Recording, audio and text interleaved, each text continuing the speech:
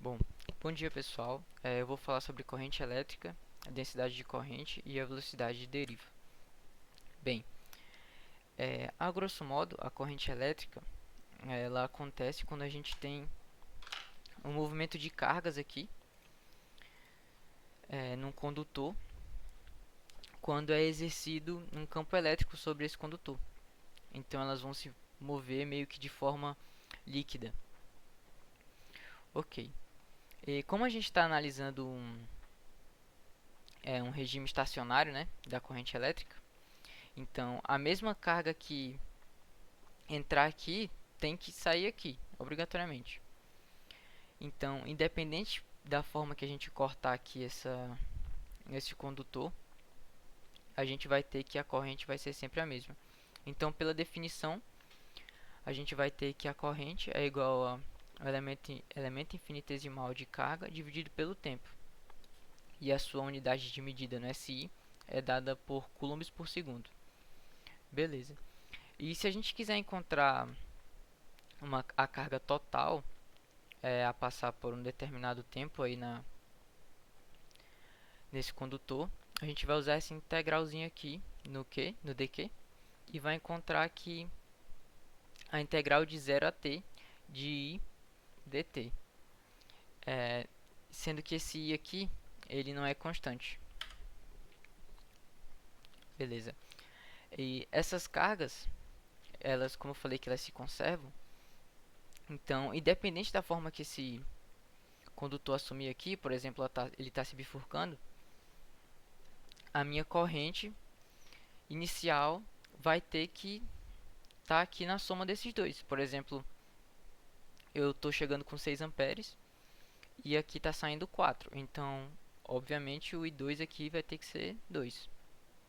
Aqui é para mostrar que o resultado seria o mesmo, independente da forma que esse condutor tome. Bem, agora a densidade de corrente. Ela é bastante interessante quando a gente quer entender o fluxo de cargas que flui através de uma seção transversal aqui de um condutor. Nessa imagem, a densidade de corrente ela pode ser representada por essas linhas roxas aqui, que são paralelas, chamadas de linhas de corrente. E elas têm o mesmo sentido da corrente elétrica, que flui pelo condutor. Então, a densidade de corrente em módulo vai ser dado pela corrente dividido por uma determinada área aí. Então, se a gente analisar aqui, a gente pode ver que a densidade de corrente ela é inversamente proporcional à área. Então, como aqui eu tenho uma área maior e essas linhas elas estão mais espaçadas entre elas, a minha densidade vai ser menor.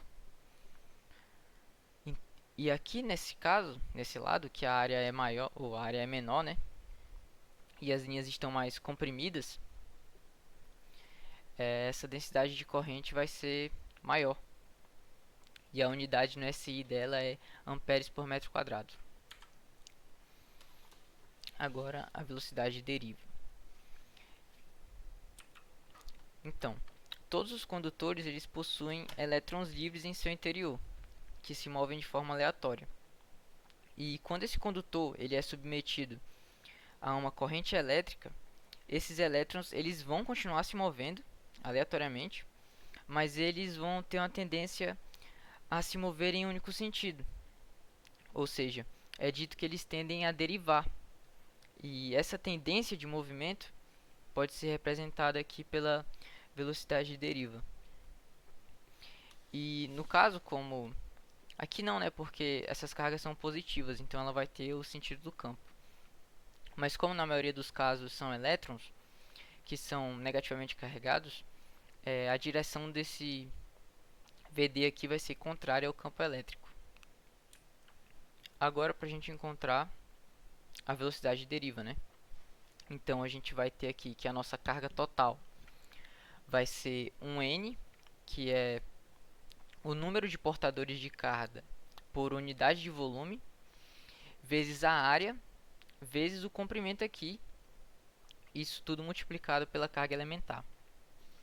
E como é a velocidade de deriva, então a gente vai usar essa fórmula aqui da cinemática, que o tempo é igual a o comprimento dividido pela velocidade. Ok, como a gente tem aqui a corrente elétrica, que é a carga total dividida pelo tempo, a gente só vai substituir. Simples. Vamos cortar aqui os comprimentos e a gente vai encontrar que vai ficar só o n vezes a área, vezes a carga elementar, vezes a velocidade de deriva. Então, para encontrar a velocidade de deriva, agora é só isolar. Com isso, a gente vai ter que a carga elétrica dividida pela área aqui é a densidade da corrente. Então, é só substituir aqui e pronto. A velocidade de deriva vai ser igual a densidade de corrente dividido pelo n vezes a carga elementar. E é isso. Obrigado.